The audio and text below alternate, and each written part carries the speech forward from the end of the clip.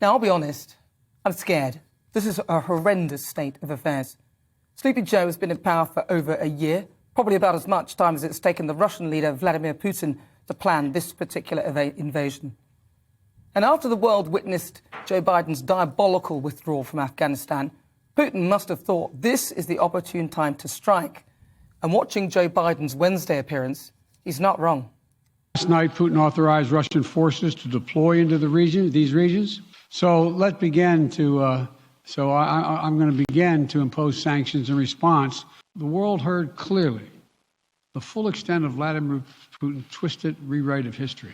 But Russia has only escalated its threat against the rest of Ukrainian territory, including major cities and including the capital city of Kyiv. The United States and our allies and partners remain open to diplomacy. Probably have more to say about this as it moves on. I'm hoping diplomacy is still available. Thank you all very much. I mean, what does he say? I mean, half it doesn't even make sense. I mean, the Russians would have known that the biggest sanction we could pull against them was the SWIFT banking service. We've been telling them that for ages. They've had plenty of time to stockpile gold and probably have a deal with the Chinese and their CIPS banking system, so they don't need the West in any case. And what's that saying? To be forewarned is to be forearmed? We simply can't help ourselves, can we? Then there's the gas pipeline, Nord Stream 2, that the Germans reluctantly shelved.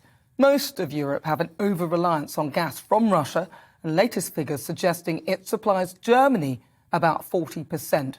Russia could simply just turn it off if they don't like what they hear and what they see. And of course, Russia has nuclear weapons, and nobody wins a nuclear war.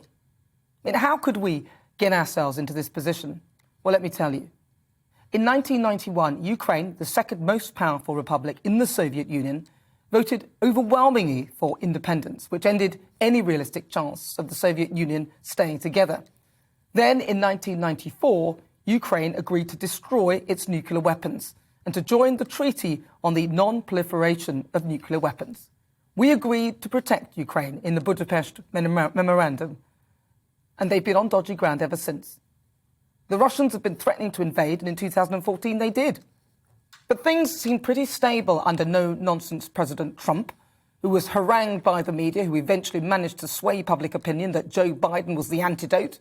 It wasn't entirely their doing, I suspect, in my view, a questionable postal voting system, and Trump himself were to blame.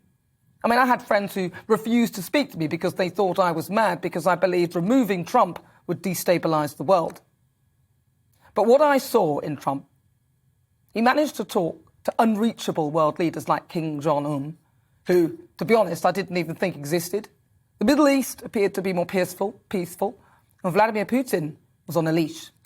He put America first and did not want to get involved in global conflict, so created a narrative and a line that other world leaders dared cross. And even if you were the biggest Trump hater, surely you have to admit that you can see this would never have happened under his watch. And let's be honest, none of this would be happening if women were in charge.